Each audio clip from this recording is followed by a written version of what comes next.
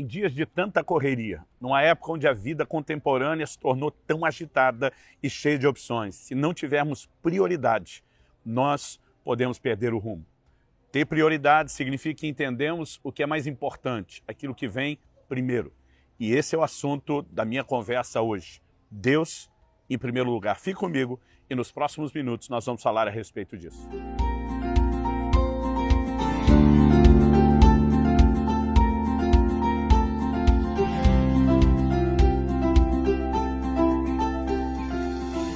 Hoje na cidade de Morretes, no Paraná, passando para trazer mais uma palavra ao seu coração. E o versículo que eu quero tomar como ponto de partida e que define o trilho da nossa reflexão é Mateus capítulo 6, versículo 33, onde nosso Senhor Jesus Cristo diz: mas busque em primeiro lugar o reino de Deus e a sua justiça, e todas essas coisas lhe serão acrescentadas. Onde Jesus diz: mas busque em primeiro lugar o reino de Deus, obviamente, ele não está dizendo que o reino vem primeiro e que Deus não está nessa lista. O reino só tem prioridade porque é de Deus. Ele está sugerindo que Deus precisa ocupar o primeiro lugar. E o interessante é que Jesus faz isso num contraste. Depois de dizer: não se preocupem com aquilo que vocês vão comer, não se preocupem com aquilo que vocês vão vestir. Ele estava falando das necessidades mais básicas, aquilo que normalmente dirige o homem. O seu trabalho, a sua dedicação começa focado na subsistência. Alguns depois acrescentam a busca de coisas extras, determinadas realizações, mas a subsistência é aquilo que normalmente, naturalmente falando, é prioritário. E Jesus disse: se vocês colocarem o reino primeiro, essas outras coisas, que normalmente são a prioridade, elas virão como acréscimo, elas virão a reboque. Obviamente, o Senhor aqui está falando a respeito de prioridades. E nós precisamos entender essa verdade de que Deus deve ocupar nas nossas vidas o primeiro lugar. Quando indagaram o Senhor Jesus a respeito de qual era o maior mandamento, o primeiro, o principal, Jesus estava diante da difícil missão, do desafio de torcer as escrituras da sua época, que era o Antigo Testamento, e tirar um mandamento acima de todos os demais. Ele não titubeou.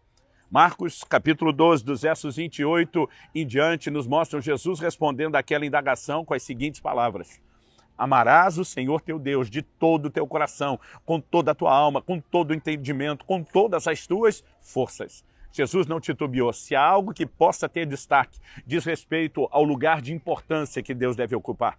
Nós devemos amá-lo antes mesmo de amar a nós mesmos ou as outras pessoas. Não há dúvida de que o primeiro lugar pertence a Deus. Mas eu gostaria de destacar esse primeiro lugar pertencendo a Deus em três esferas muito específicas. Uma diz respeito ao nosso relacionamento pessoal. A outra diz respeito às disciplinas cristãs que devemos praticar.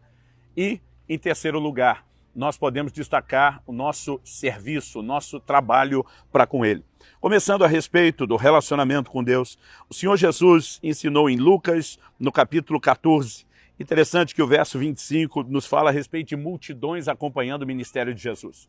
Isso acontece com uma certa recorrência. Sempre que multidões são mencionadas, muitas vezes Jesus traz o ensino para tentar esclarecer a necessidade de um compromisso maior do que aquilo que as pessoas perceberam.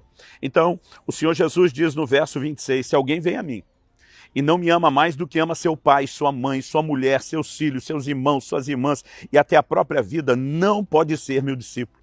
E quem não tomar a sua cruz e não vier após mim, não pode ser meu discípulo. Em outras palavras, Jesus está dizendo: só há uma forma de você ser caracterizado meu discípulo, se você me colocar em primeiro lugar, se você me colocar à frente das pessoas de maior importância na sua vida. Pai, mãe, esposa, irmãos, família. O Senhor está dizendo, ou esses termos são estabelecidos, ou fica categorizado e definido que você não pode ser meu discípulo. Inclusive, na sequência, o Senhor Jesus apresenta duas alegorias. Ele diz, a partir do verso 28, pois qual de vocês, pretendendo construir uma torre, não se assenta primeiro para calcular a despesa e verificar se tem os meios para concluir, para não acontecer que, tendo lançado os alicerces e não podendo terminar a construção, todos os que a virem zombem dele, dizendo: esse homem começou a construir e não pôde acabar. Em outras palavras, Jesus está dizendo: ninguém se lança um empreendimento sem primeiro calcular quanto custa. Então, nosso Senhor estava dizendo, calcula aí, bota na ponta do lápis quanto custa me seguir, me põe primeiro, senão é melhor você nem iniciar o projeto. No verso 31, ele emenda com outra analogia: o qual é o rei, que indo para combater outro rei, não assenta primeiro para calcular se com 10 mil homens poderá enfrentar o que vem contra ele com 20 mil.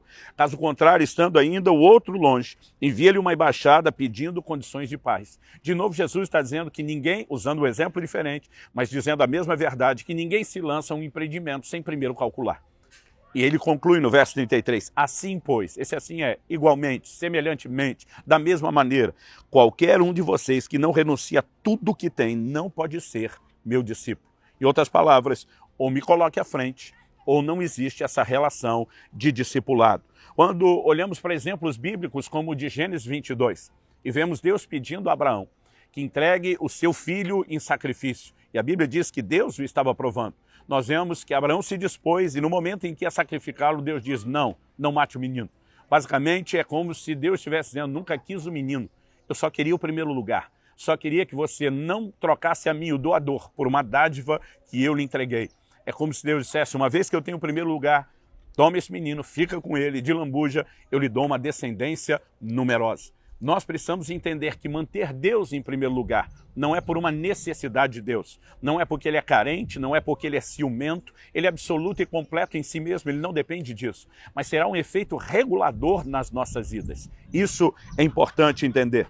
Quando falamos de priorizar o reino, podemos entender também aspectos como a santidade. Jesus diz, se a tua mão te faz pecar, corta e lança de ti. Muitos ficam tentando insistir na não literalidade de cortar a mão. Mas ainda que não haja literalidade na instrução de Jesus a respeito disso, a disposição de valorizá-lo mais do que um dos membros do corpo não pode ser ignorado. O primeiro lugar pertence a ele. Mas também podemos falar na vida de culto, de adoração. Por exemplo, no Evangelho de Marcos, no capítulo 7, nos versículos 6 e 7, Jesus citando o profeta Isaías, fala daqueles que em vão o adoram. Qual é a característica de um culto ou de uma adoração vã, inútil? O Senhor Jesus diz que eles obedeciam preceitos de homens, mas não os de Deus. Isso está relacionado à falta de colocar Deus em primeiro lugar. Quando olhamos para a primeira menção de oferta na Bíblia, vemos a Bíblia dizendo que Deus se agradou de Abel e da sua oferta, mas não de Caim e da sua oferta. Qual a diferença entre o que cada um fez? Se houve uma disposição no coração de colocar Deus em primeiro lugar ou não. A Bíblia diz que Abel entregou das primícias do seu rebanho. A palavra primícias significa primeiros frutos. E quando entendemos esse desenho a respeito dele ter dado a primeira parte para Deus, ele estava dizendo para Deus, o Senhor é mais importante, eu fico depois. Mas quando a Bíblia fala da oferta de Caim, diz que depois de uns tempos, a maioria das versões diz no fim de uns tempos. Nós não temos a definição da palavra tempo, se são dias, semanas, meses, mas uma coisa é certa. Enquanto Abel colocou Deus em primeiro lugar, Caim deixou Deus por último. A mesma observação é feita quando Jesus fala de uma viúva pobre que deu tudo aquilo que possuía, enquanto os ricos davam do que lhes sobrava. Não estamos falando aqui a respeito da contabilidade, mas Jesus diz que ela deu mais. Por quê?